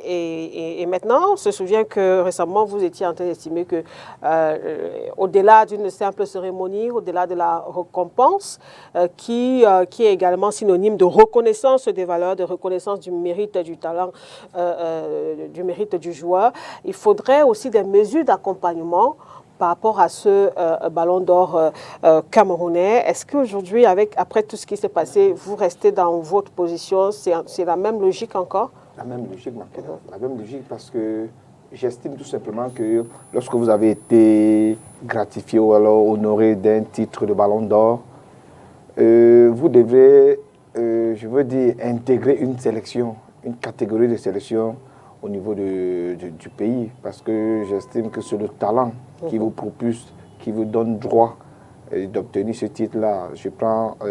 On prend l'exemple de Marou Chouaïbou, qui est aujourd'hui, qui a un vent en poupe, qui a été déjà l'un des meilleurs buteurs, l'un des artificiers au niveau de l'équipe de Coton Sport, qui a reçu ce titre-là. Il serait normal qu'il soit chez les U20, chez les A', et pourquoi pas être titillé de temps en temps. Non, pas forcément au Qatar. Mais pourquoi pas? Pas forcément. Oui, la liste n'est pas encore oui. Lorsqu'on regarde le compartiment offensif où il évolue au sein de la tanière des Lions indomptables, on croit qu'aller à ce poste-là au Qatar, ça sera tout simplement diminuer ses chances. Il me souvient un joueur qui allait en Coupe du Monde au Brésil, le latéral de Coton Sport, et qui a disparu totalement de la scène footballistique. Donc, je dis, il faudra tout simplement qu'il monte crescendo, qu'il va peut-être faire ses preuves chez les U23, qu'il s'affirme et qu'il peut-être bénéficie peut-être de la blessure de XY, ce qu'on ne souhaite pas. Peut-être pour qu'il intègre. Parce qu'on dit, dire ça? Oui, on ne souhaite pas toujours le malheur des uns faisant le bonheur des autres, mais je dis, c'est un attaquant. Il lui faut encore beaucoup de chemin, peut-être pour qu'il arrive au niveau de la sélection fanion de l'équipe nationale, il faudra. On prend l'exemple de Tabou Abe, celle qui a signé à la fille qui a été deuxième ballon d'or, qui a un bon contrat de ce côté de la Ligue qui sort de Awafi. C'est une révélation. Donc, on s'est dit des acteurs de cette performance. Sauf que à Coton Sport, il n'y a pas mieux. Oui, à Coton Sport, il peut pas aller ailleurs. On sait que lorsque vous évoluez à Coton Sport, sur le plan national, vous avez atteint le niveau maximal de votre forme, de votre qualité de jeu. Maintenant, tout ce qu'on souhaite, c'est que lorsque vous avez reçu un prix comme celui du Ballon d'Or, qu'on vous donne des opportunités d'évoluer dans différentes catégories de sélection pour pouvoir, je sais pas, augmenter un tout petit peu votre talent et avoir une autre vision peut-être pour votre futur, parce qu'on sait le rêve d'un footballeur, c'est toujours passer professionnel, même si le football camerounais étant aussi professionnel dans son sens. Mais on dit ceux-là qui pourront toujours passer du côté de l'Hexagone, d'outre-mer, et c'est un peu le but final, même si le président de la Fédération camerounaise a dit ici, on souhaiterait que chacun se développe, chacun se construit ici, mais on se dit que le rêve de la plupart des acteurs s'est défini à l'Hexagone dans une très bonne équipe. Par exemple, comme ceux évoluant peut-être dans les ligues de champions, comme ceux qu'on a pu voir hier du côté de l'Europe. Alors, Yvan, est-ce que c'est un peu la même lecture au-delà d'être sacré Ballon d'Or? Il faut peut-être, je ne sais pas moi, il parlait, intégrer les sélections, les différentes catégories de sélections nationales, peut-être voir dans quelle mesure accompagner véritablement le joueur qui remporte ce sacre-là. Bon, déjà, Marou Souaibou international camerounais, il fait partie d'une fourchette de joueurs que Rigobert Song suit sur le plan local. Et je peux vous assurer, selon les informations qui sont à ma possession, tenu de tirer de très bonnes sources, que vraiment, sauf cataclysme, Marou Souaibou à 95% sera parmi les 26 qui vont aller au Qatar, parce que c'est en droite ligne avec la vision affichée par le président de la fédération de promouvoir et de mettre en avant le football local. Et il faut quand même rappeler au passage qu'à côté de ça, il a décidé que les présidents de clubs d'MTN Elite One l'accompagneront du côté du Qatar. Et on imagine mal que les présidents iront du côté du Qatar et qu'il y ait pas au moins un joueur de championnat local qui soit de cette expédition-là. Et qui de mieux que le meilleur joueur de la saison au Cameroun, à 2 semaines du démarrage de la compétition. Je pense que soit sauf blessure ou sauf cataclysme, des informations que j'ai à 95%, il sera. Et c'est un peu en droit de ligne avec ce qui, historiquement, ces dernières années se fait. Ce n'est pas qu'il y a un lien de causalité direct entre le fait d'être joueur de Coton Sport et de participer à la Coupe du Monde, mais les 2 dernières Coupes du Monde auxquelles on a participé, il y a toujours eu au moins un joueur de Coton Sport. En 2010, on avait Vincent Obaka qui était de l'expédition du côté de l'Afrique du Sud à seulement 18 ans. En 2014, il le rappelait tout à l'heure, il y a Cédric Diogoué qui a été de l'expédition. Milieu de terrain qu'on a fait jouer latéral. Après Diogoué. Oui, qui était milieu de terrain, mais qu'on a fait jouer latéral. Bon, c'est pour dire que Coton Sport a cet avantage-là, le fait d'être le porte-étendard du football local depuis au moins 15 années sur l'échiquier africain, a l'avantage de pouvoir justement être tout le temps sur le feu des projecteurs et justement de pouvoir voir un de ces joueurs pouvoir être de cette expédition. Donc cette année, le joueur qui est sorti du lot, c'est Marou Souaibou. Il y a aussi le petit patient Wassou qui a été convoqué régulièrement par Rigobert Song, mais qui ces derniers temps, un petit peu en dedans au niveau de ses performances. Souaibou a l'avantage du moment, c'est-à-dire qu'il y a une cérémonie. Le dernier événement du football camerounais, c'est le Ballon d'Or. Et celui qui a été le plus mis en lumière durant ce Ballon d'Or, c'est lui. Donc je pense qu'il sera de cette expédition-là. Peut-être pour terminer, on a vu de manière globale Coton Sport qui a pratiquement tout raflé au cours de cette cérémonie du Ballon d'Or camerounais. Normal, et quel est peut-être le message aussi que les autres clubs devraient peut-être en tirer? Le message, c'est que les clubs gagneraient à se professionnaliser. Coton Sport au Cameroun, c'est la seule équipe qui peut avoir un standard de semi-professionnel à tous les niveaux, que ce soit au niveau de son organigramme sur le plan structurel, que ce soit sur le plan infrastructurel, en termes de dotation d'infrastructures. Coton Sport, c'est qui se fait de mieux au Cameroun. Et les titres, les nombreux titres qu'ils accumulent et qu'ils empilent au fil des années n'est pas un hasard. Ils auraient d'ailleurs pu remporter beaucoup plus de prix que ça. Si Agnès Derrick, par exemple, qui était le gardien de Coton Sport la saison dernière, n'était pas parti entre-temps, c'est lui qui aura encore été meilleur gardien. Et le prix, par exemple, que Canon a reçu, je pense que c'est Coton qui le méritait, mais la fédération était peut-être dans une logique de contenter un petit peu tout le monde et d'équilibrer un petit peu les choses. Parce que lorsqu'on dit, j'ai plus trop l'intitulé, mais je crois que Canon a reçu le prix du meilleur management du club ces dernières années. C'est pas parce qu'on est passé de 10 à 12 de moyenne qu'on est forcément meilleur que l'élève qui s'est maintenu à 16 de moyenne. Vous avez fait une évolution, mais vous n'êtes pas meilleur que celui qui a eu 16. Donc on aurait peut-être pu orienter l'intitulé du prix différemment en primant l'évolution parce qu'en soi, Canon a beaucoup progressé en termes de professionnalisme. Absolument. Ils sont d'ailleurs en train de suivre le pas de Coton Sport. Et sur certains aspects, d'ailleurs, ils ont devancé Coton Sport, notamment sur la dimension digitale de la gestion de l'équipe. C'est la seule équipe aujourd'hui au Cameroun qui peut se prévoir d'avoir des boutiques où on peut s'approvisionner en matière de gadgets et de dérivés des produits du club. Donc ça, c'est une évolution. Et Canon aurait naturellement remporté le prix de l'évolution sur le plan managérial, mais dit que c'est le meilleur club de ces dernières années. Pour moi, je pense que c'est Coton. Mais pour revenir à ta question, Coton, c'est simplement l'exemple à suivre. S'il y a une direction à suivre, que les autres clubs s'inspirent simplement de ce que Coton Sport est en train de faire, peut-être en l'adaptant à l'évolution du football moderne aujourd'hui et aux réalités de notre contexte. Mais Coton, sur le plan local, c'est l'exemple à suivre pour les autres clubs. Et les autres clubs gagneraient à faire comme Coton s'ils veulent atteindre le niveau de Coton Sport. Alors Didier, peut-être un mot, les prochaines éditions de cette cérémonie du Ballon d'Or. Oui, moi je pense, Yvan l'a si bien dit, hein, il y a eu des couacs, mais c'était... Vous espérez peut-être que cette fois-là, le ministre des Sports devra être là? Moi je pense, hein, parce que... C'est pas le ministre d'ailleurs qui a boudé la cérémonie. Oui, même si... Parce que j'ai eu Van, c'est qu'il a été invité, mais il n'a pas voulu venir à la cérémonie. Oui, vous savez, ça c'est des analyses assez subjectives, hein, parce que ce qui nous intéresse, moi je n'ai pas la capacité intellectuelle de lire une lettre dans l'enveloppe. Moi, j'analyse les faits. J'analyse les faits et puis je les mets dans un contexte avec des déterminants et je fais des linkages et puis je tire les conclusions.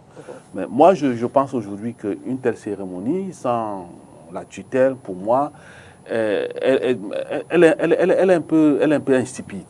Elle est un peu insipide. Moi, je suis... c'est vrai que le mot est haïssable, mais il n'est pas condamnable. Je respecte les institutions de la République. Et puis je respecte ceux qui incarnent ces institutions de la République. C'est-à-dire qu'il faut tout faire pour avoir les institutions de la République avec soi. Parce que si le football existe, c'est parce que les institutions existent. Si les gens peuvent se déplacer, aller s'installer dans une salle sereinement, c'est parce que dehors de la salle, il y a la sécurité. Vous comprenez? Il y a des gens qui assurent la sécurité, ils sont debout, alors qu'à l'intérieur, les gens qui sont bien assis, c'est aussi ça la vie. Mais ce qui m'intéresse aujourd'hui, c'est qu'il faudrait, pour la prochaine fois, que le président de l'Africa Foot essaye d'avoir tout le monde avec lui dans ce genre de cérémonie pour qu'après, qu'il n'y ait pas des discours clivants. Parce que les réseaux sociaux, les médias réticulants ont été emballés, le ministre a fait ci, certains même sont allés sortir des anciennes photos. Quand le ministre était à la culture, il est allé par exemple inaugurer, je ne sais pas si c'était un café ou bien je ne sais pas quoi, pour dire que bon voilà, il n'était pas chez Samuel Eto'o alors qu'il est allé inaugurer le salon d'une influenceuse. Alors qu'au même moment, on sait qu'il était à Douala. Je ne sais pas si le ministre a le don de quitter pour être à Yaoundé au même moment qu'être à Douala. Moi, je pense que c'était bien. Samuel Eto'o est en train de respecter ses engagements. C'est tout ce qu'on demande, même aux hommes politiques, que lorsque pendant les élections ou bien pendant la campagne, vous prenez des engagements, vous faites des propositions, il faudrait que lorsque vous avez gagné, que vous faites tout pour respecter vos engagements. Et je pense qu'en un an quand même, il est en train de faire des choses merveilleuses. Et puis le discours du Ballon d'Or, c'est-à-dire il faut mettre ça, il ne faut pas prendre ça au premier degré. mon cher Yvan. Et puis, il faut aussi mettre ça sur le coup de l'émotion. Vous comprenez? Donc, il faut aussi tenir compte, comme disait quelqu'un, dans les années 83 ou 84, il faut aussi tenir compte de son confort intellectuel. Ce n'est pas une injure. Donc, moi, je pense que c'était l'émotion, ça l'a transporté. Moi, on ne doit pas vraiment lui en tenir rigueur. Ouais. Et que l'essentiel aujourd'hui, vous savez, au Cameroun, l'expérience a montré qu'on peut tout. Lorsqu'il faut prévoir même l'imprévu. Parce qu'il y a une liste de 26 joueurs déjà déposés, une première liste à la FIFA. Est-ce qu'on peut la moduler? Parce que Yvan dit que bon, il a des sources très très sûres. Mais moi, je préfère attendre parce qu'il ne sera pas surpris. C'est plus de 26, hein? 55 joueurs. Voilà, ah, 55 joueurs. Donc, il est probable qu'il soit quand même dans cette liste-là. Qui est provisoirement déposé au niveau de la FIFA, voilà. Il faudra extraire. 26. Voilà. Donc, non, ça, la probabilité ça permet justement bien de rentrer un un peu au-dessus de 0,5. Ça permet justement qu'on rentre dans la seconde thématique de cette partie du débat consacrée un peu à tout ce qu'on observe autour de l'équipe nationale de football du Cameroun, qualifiée pour la Coupe du Monde Qatar 2022. On a quelques jours du coup d'envoi de cette compétition. Il y a le stage qui a démarré aujourd'hui, Yvan Kamoa, avec les joueurs locaux. Voilà, il y a le match contre la Jamaïque qui arrive avant, et après aussi celui contre le Panama. Et avant que le Cameroun n'entre concrètement dans la compétition. Alors, c'est ce mercredi, on a vu sur les réseaux sociaux notamment ces équipements. Ça parle beaucoup. Les joueurs ont commencé, ils ont abhorré One All Sport. Est-ce que là, on peut comprendre que le débat est effectivement clos là, selon vous? Non, le débat n'est pas clos. Et je pense que pour moi, ça renforce même, ça ravive même le débat. Pourquoi? Parce que si je m'amusais encore il y a 2 jours à être sur le site de la FIFA, jusqu'à présent, tous les supports de communication de la FIFA qui font référence à la Coupe du Monde, lorsqu'on parle du Cameroun, on ne fait pas mention de One All Sport. Même le maillot du Cameroun, maillot jaune, parce que le Cameroun, dans cette poule-là, étant donné qu'on a 3 adversaires qui sont au-dessus de nous au niveau du classement FIFA, ça veut dire qu'on disputera tous nos matchs dans la posture de l'équipe qui joue à l'extérieur. Et donc, c'est avec notre maillot extérieur, possiblement qu'on jouera ces 3 matchs, excepté par exemple si on joue contre le Brésil, que le Brésil décide de jouer en jaune, on pourra changer de maillot. Donc, le fameux maillot jaune, qui est considéré comme notre maillot extérieur, dans la présentation des maillots des équipes de cette poule-là, ce maillot jaune porte l'estampille du corps sportif. Lorsque vous regardez même les différents équipementiers qui seront présents à la Coupe du Monde, c'est toujours le corps sportif. Sur les des documents de la FIFA que je regardais encore sur les différentes pages il y a quelques jours, c'est encore le cas. Mais là, aujourd'hui, on nous présente des équipements One All Sport. Est-ce que d'ici à la Coupe du Monde, ça va changer? Si la FIFA communique quand même avec ces éléments-là, ça suppose que logiquement, à ce moment de la veille de la compétition, les différentes nations devraient déjà avoir déposé leurs 2 jeux de maillot pour la compétition. C'est-à-dire que le maillot qui est considéré comme le maillot de domicile et le maillot extérieur, pour que ce soit expertisé par la commission de la FIFA et voir si les maillots répondent aux normes pour la participation à la compétition. Donc, si la FIFA communique sur ces bases-là, ça suppose que les informations qu'ils ont encore jusqu'à ce moment-là en leur possession font état de ce que c'est toujours le corps sportif qui est l'équipementier reconnu au niveau de la FIFA pour l'équipe nationale du Cameroun. Bon, maintenant, depuis quelques jours, il y a une certaine émulation. Il y a One All Sport qui gagne un peu du terrain sur le plan local. On a vu l'entreprise qui est chargée de la distribution des maillots sur le plan local qui a fait sa communication, qui a publié la grille des prix par rapport aux différents types d'équipements dont on serait intéressé d'entrer en possession. On a vu que les équipements sont arrivés aujourd'hui du côté Yaoundé et que les joueurs en stage ont commencé à aborder ces équipements-là. À quoi est-ce que ça renvoie exactement? Je ne peux pas vous dire. Mais moi, je pense que loin de résoudre le problème, étant donné les éléments que j'ai évoqués, pour moi, ça renforce davantage le débat. Et c'est là où j'estime qu'au niveau de la fédération, la communication, moi, j'en parle toujours. Parce qu'une organisation comme la Fédération camerounaise de football, la communication doit être quelque chose de savamment et de minutieusement mené. Or, j'estime que depuis 9 à 10 mois que Samuel Eto'o est à la tête de cette fédération, ils font tout sauf de la communication. C'est une communication aussi, qu'on vient de l'appeler ainsi, qui est extrêmement défensive, une communication en réaction. C'est-à-dire qu'on a l'impression qu'ils réagissent par rapport aux opinions et ce qu'ils voient sur sur la place publique et sur les réseaux sociaux, mais il n'y a pas une véritable volonté de prendre véritablement le taureau par les cornes et d'imposer, parce que la communication, c'est un jeu où vous imposez ce que vous voulez que les gens sachent ou ce que vous voulez que les gens fassent. Mais on a l'impression qu'ils vous laissent penser ce que vous voulez, et après, en fonction de ce que vous pensez, ils croient bon de clarifier ou de ne pas clarifier un certain nombre de choses. Pour moi, il aurait été de bon ton sur les différentes parts de communication de la fédération, qu'ils fassent soit un communiqué clair, soit ils organisent une conférence de presse claire pour nous dire clairement de quoi est-ce qu'il s'agit. Est-ce que dans la bataille avec le coq sportif, finalement, c'est Warner Sport qui a mangé le coq, ou alors c'est finalement le coq qui a pris le dessus sur Warner Sport, et avec quel équipementier on évoluera à la Coupe du Monde? Là, au moins, ça précise. Ernest Obama l'avait dit, ce sera avec One All Sport. Oui. Et ça fait plus de 6 semaines. Ça fait plus de 6 semaines que le Cameroun a déposé ses équipementiers au niveau de la FIFA. Et le Cameroun devrait évoluer avec One All Sport. Maintenant, si au niveau de la FIFA, lorsqu'on parle du Cameroun, on retrouve plus qu'au sportif, c'est les anciennes images que jusqu'ici, ou alors les anciennes photos. Non, je pense que non. Il est officiel n'oublions pas que l'affaire est pendante aussi. Il est officiel que le Cameroun évoluait pendant la Coupe du Monde avec One All Sport. Non, moi, j'ai rien vu d'officiel. Moi, je me tiens. C'est qui est officiel? La FECAFOOT l'avait dit en tout cas. Oui, mais ça reste du discours. Si on veut commencer à évaluer les contradictions qu'il y a eu au niveau des déclarations s'agissant des membres de la FECAFOOT. C'est la FECAFOOT qui organise la Coupe du Monde. On va finir cette émission qu'on n'en aura pas terminé. Moi, je m'en tiens aux documents officiels et je vous invite à aller regarder les mêmes documents. Malheureusement, je n'ai pas mon téléphone à portée de main. Je vous aurais fait voir ces documents. On a vu aussi justement cette voilà, image. La communication officielle de la Coupe du Monde, c'est ce que la FIFA fait. Ce n'est pas ce qui s'est dit en backstage. C'est ce que la FIFA fait. Et sur les documents que la FIFA a publiés, justement, c'est encore le corps sportif. Et moi, j'ai du mal à croire que vous pouvez envoyer un document portant l'estampille X et la FIFA fait le choix de communiquer sur ces documents avec des estampilles Y.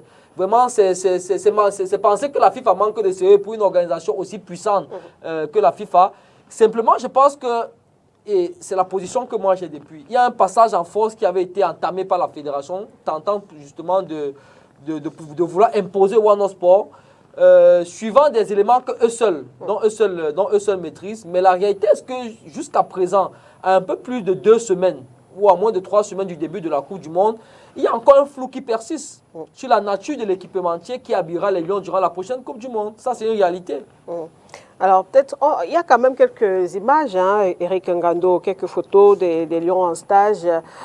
Aujourd'hui, on a pu les voir avec One All Sport. Didier Yimkwa, c'est peut-être un indicateur aussi. Mais moi, je pense que, comme disait Yvan, il faut communiquer. Parce que nous sommes dans une situation de clair-obscur. Voilà ces joueurs-là. Oui, qui laisse peut-être planer un malaise à la FECAFOOT pour cette question d'équipementier. Pas pour tous les sujets. Oui. Il doit avoir un malaise à la FECAFOOT sur ce sujet. Et je pense que à quelques jours de la cérémonie de la Coupe du Monde, les Camerounais, qui sont les vrais patrons des Lions indomptables, devaient être assurés ou rassurés, devaient avoir la garantie que l'équipe nationale va arborer le corps sportif ou bien One All Sport. Mais malheureusement, tel n'est pas le cas. Nous sommes dans une situation très très floue et les équipements de All Sport, One All Sport, sont déjà dans la rue, sont vendus, sont distribués, les gadgets. Mais moi, je pense que ça n'honore pas la FECAFOOT jusqu'à présent.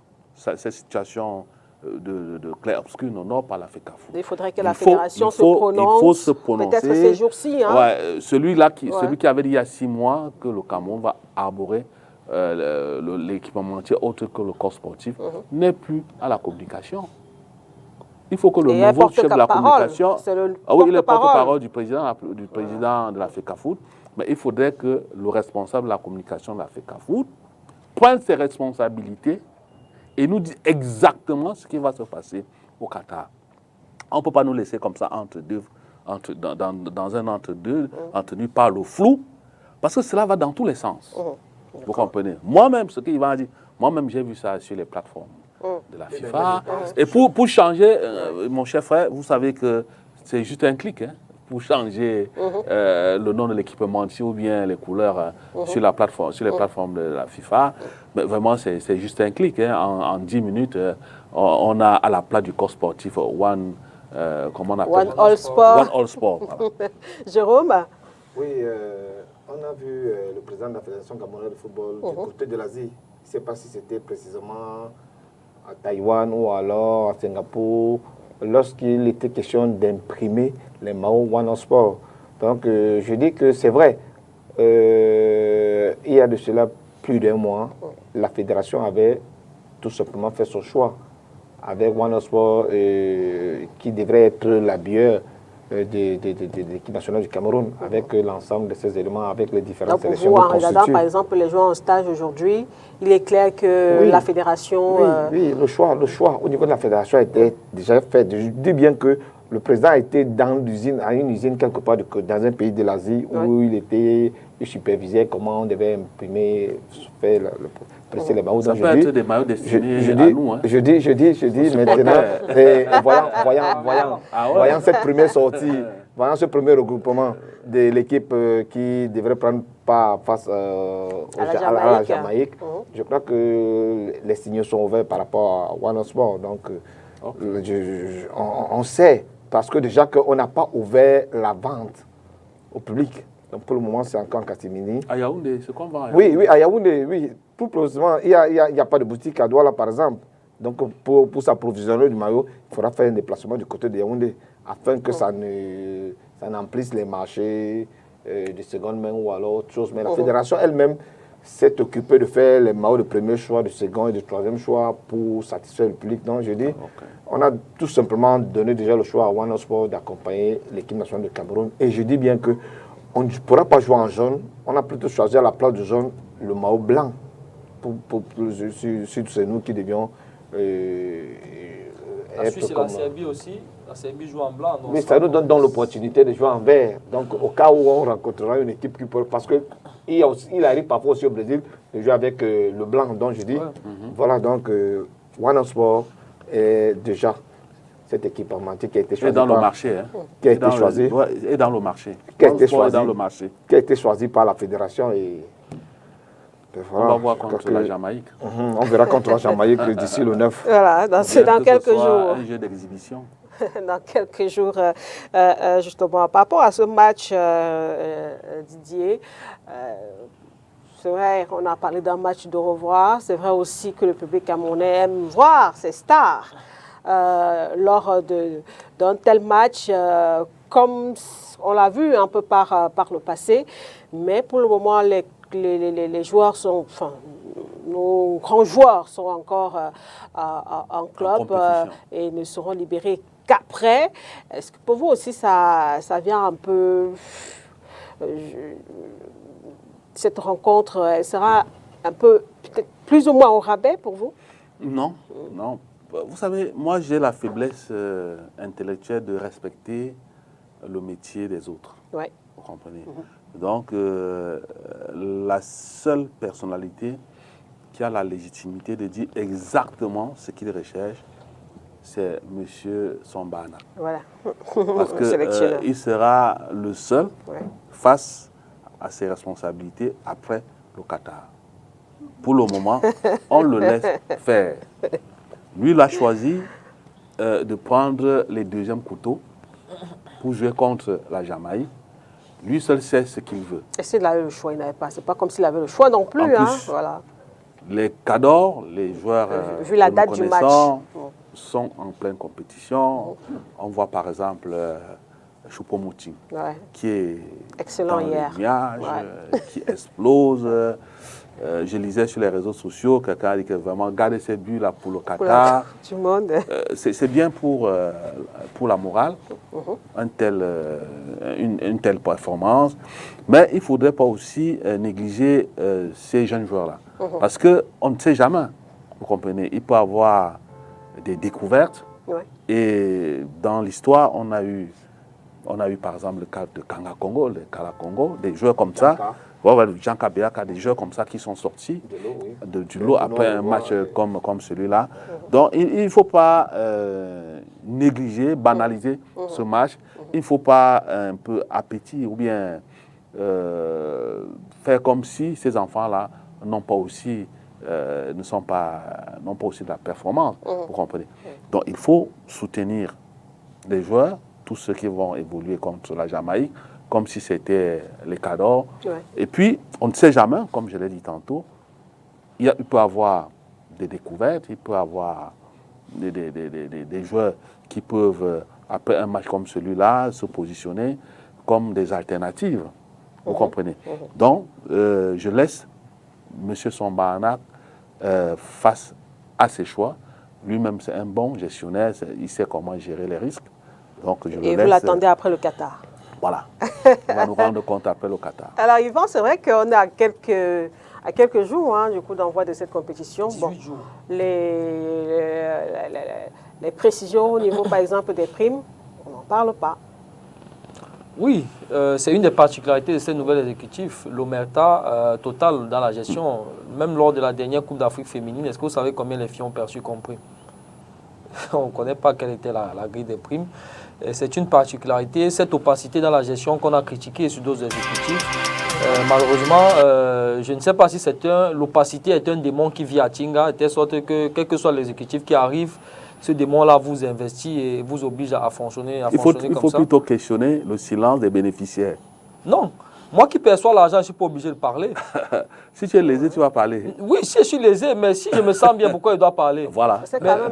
Mais par contre, un texte réglementaire, alors si on devrait quand même avoir... Voilà, le salaire, on n'est pas obligé de savoir, on n'est pas obligé de faire le tapage sur le salaire. Donc tu comprends que le mot Ormeta n'est pas à sa place, Ivan? Non, je pense que c'est à sa place, parce que celui qui doit communiquer, les joueurs n'ont aucune obligation. Parce que moi j'ai rencontré des joueurs qui à un moment donné n'étaient pas d'accord qu'on publie l'argent qu'on leur donne, parce que c'est secret. C'est un peu comme votre carnet de santé. Ce que je veux dire, une chose est sûre, c'est que si on vous donne de l'argent, oui, mais c'est leur argent. Makeda, je ne sais pas si vous pouvez mettre votre bulletin de paie ici, filmé à l'écran. C'est votre argent, c'est personnel, vous comprenez. Mais je suis sûr d'une chose, Ivan, excuse-moi de t'interrompre, je suis sûr d'une chose, si tu es lésé, à la limite, tu vas balancer ça sur les réseaux sociaux. Non, je veux dire, l'équipe nationale a une particularité. C'est-à-dire quoi? Les gars seraient peut-être déjà au courant? Non, les gars sont à l'aise. Non, l'équipe nationale a une particularité. C'est que les salaires ou alors les primes qu'ils reçoivent, ce n'est pas les discussions en B2B.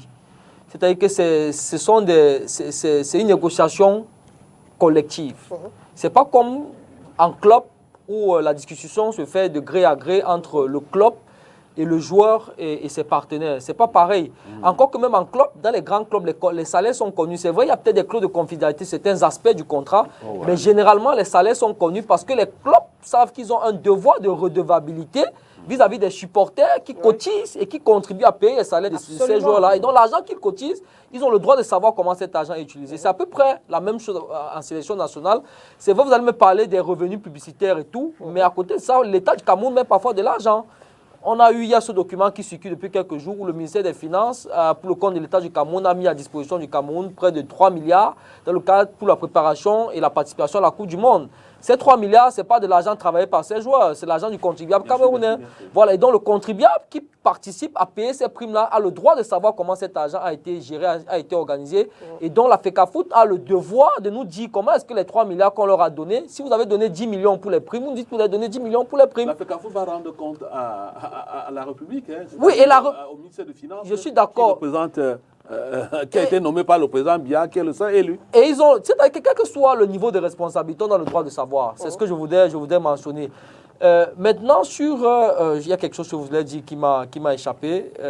Malheureusement, ça m'est sorti de l'esprit. Ça va revenir avant la fin de l'émission, comme il nous reste un peu quelques minutes. On a parlé budget, justement, Didier Yemkwa, avant que Jérôme Bango ne prenne la parole. Plus de 4 milliards, 8 milliards, il y aura... on m'a dit que... si tu me permets peut-être avant que Didier je voulais réagir justement, je crois que c'est sur cette question que tu m'as posée là, que tu m'as relancée, par rapport au stage qui se tient, le stage des locaux qui se tient, ça semble passer comme ça, mais en réalité, ils sont en train de sauver une bévue managériale. Souvenez-vous, lorsqu'on a joué les 2 matchs en Asie, du côté de la Corée.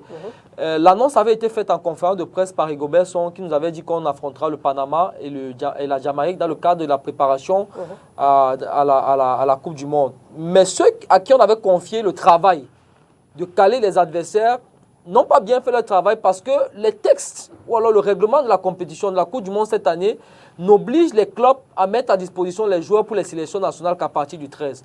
Donc ces personnes-là, certainement, ayant mal fait leur travail, parce que c'est ce qu'il faut dire, ne savaient pas que les joueurs ne peuvent pas être disponibles le 9. Et donc, comme la date avait été calée, il y a des engagements qui avaient déjà été pris.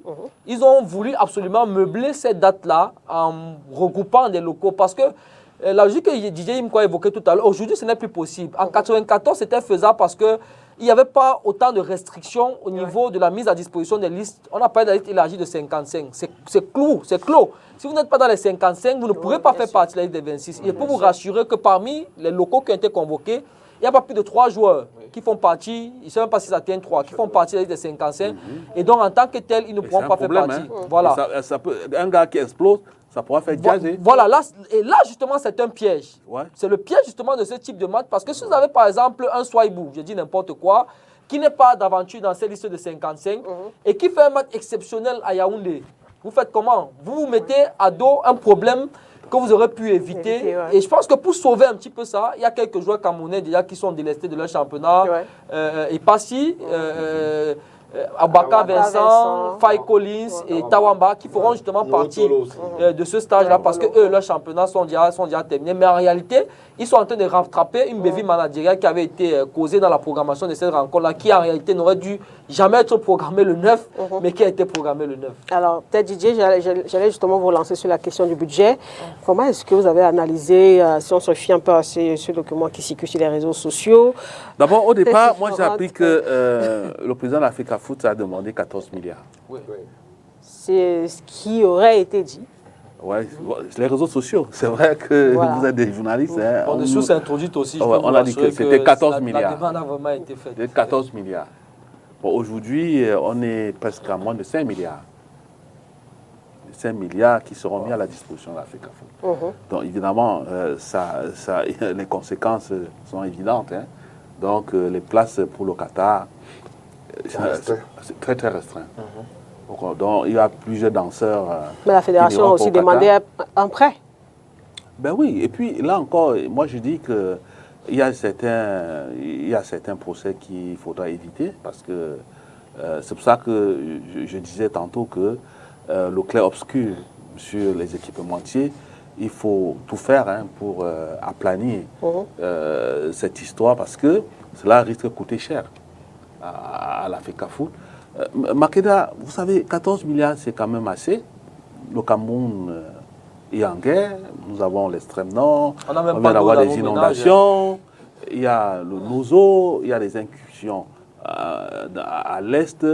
Et quand si je me focalise sur les inondations à l'extrême nord, on a besoin de beaucoup de moyens pour trouver de l'abri à ces populations-là, pour leur donner des médicaments, parce qu'on déclare déjà des cas de choléra, pour éviter, parce qu'on court vers une crise humanitaire, vous comprenez, et pour anticiper sur les éventuels antagonismes intertribaux, parce que lorsque les ressources naturelles s'amenuisent, lorsque l'aménagement des ressources naturelles engendre des rivalités, engendre la concurrence, et plus tard des conflits.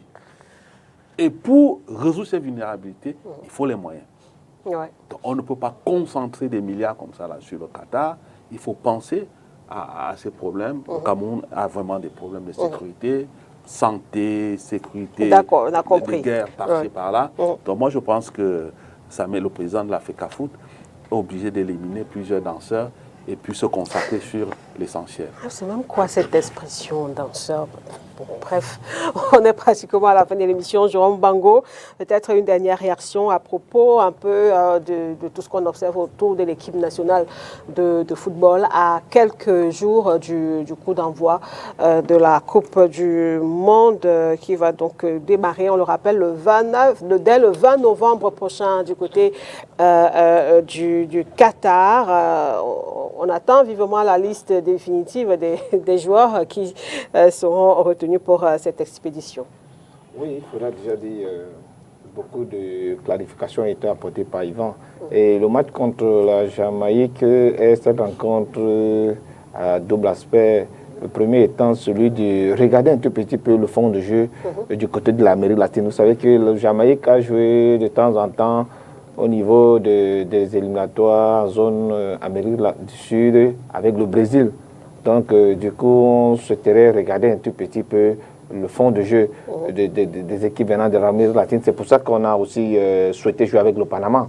Donc, regarder un tout petit peu le style de jeu au niveau de l'Amérique latine et pouvoir apporter la résistance ou alors du répondant.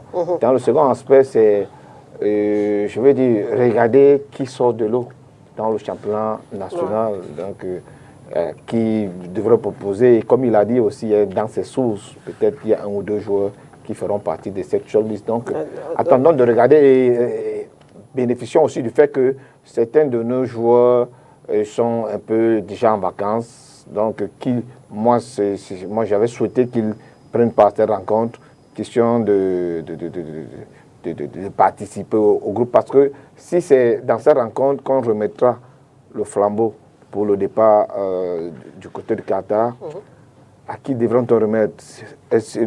Comme le ministre n'est pas dans le même approche avec le président. Qui sont quand même là.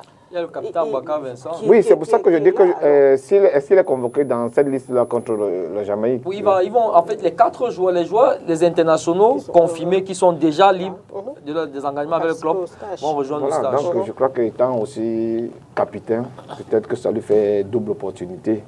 Parce qu'il faudra dire que ça remet au niveau du capitanat lorsqu'on voit la montée avec la performance de Maxime Choupo-Moting du côté de Bayern Munich, on se dit quand même que ça pourrait être... Encore créer un débat là-dessus. Voilà, Aboubakar Vincent étant présent, et peut-être qu'il prendra... Non, il faut laisser ça à Aboubakar Vincent. Il a la sortie. Moi, je ne suis pas sûr qu'après la Coupe du Monde, Aboubakar sera encore compté parmi les joueurs. Après, c'est une question de performance. Vous faites comment? Vous faites comment? Parce que cette ligne d'attaque où beaucoup de gars... Il faut éviter cette histoire de capitanat à la dernière minute, qui est même à la limite communautarisée. Moi, je pense que pour ne pas créer des situations... Et encore que Choupo-Moting, c'est un bonhomme qui est très simple. Voilà. En fait, la question du capitanat se pose parce qu'avec la montée, la performance de Choupo-Moting, c'est plus sûr qu'Abaka soit notre attaquant titulaire en Coupe du Monde. Bon, s'il n'est pas titulaire, évidemment, il ne sera pas capitaine. Voilà. on pense l'utiliser comme joker, comme en 2017 du côté du Gabon. Donc, mais il faudrait qu'en partant d'ici, qu'on lui remette le drapeau. Je ne sais pas si ce sera le Premier ministre ou bien le ministre. Dans tous les cas, Choupo sera encore en club. Voilà, qu'on lui remette le drapeau du Cameroun. Et puis maintenant, au Qatar, s'il n'est pas performant, s'il n'est pas dans le jeu, évidemment, il ne doit pas être capitaine. Donc, il ne faudrait pas qu'on commence à le frustrer dès le départ. Bon. On va je peux te garantir que ça prendra une autre direction. Et on vous comprend, le Cameroun, on n'a pas besoin pour le moment. On l'a compris, Didier Yimkwa. Il y a beaucoup de choses qu'il faut gérer, les équipementiers, les budgets, ici et là. S'il faut encore ajouter avec une question de drapeau. Le nombre de personnes dans la délégation et tout ça. Ils sont très nombreux qui n'iront pas. Merci, c'est aussi autre chose. Merci bien. Merci Yvan Kamouad, Jérôme Bango et Didier Yimkwa. Merci à Eric Ngando qui est à la réalisation Amis Sportifs. Nous vous donnons rendez-vous mercredi prochain. Au revoir.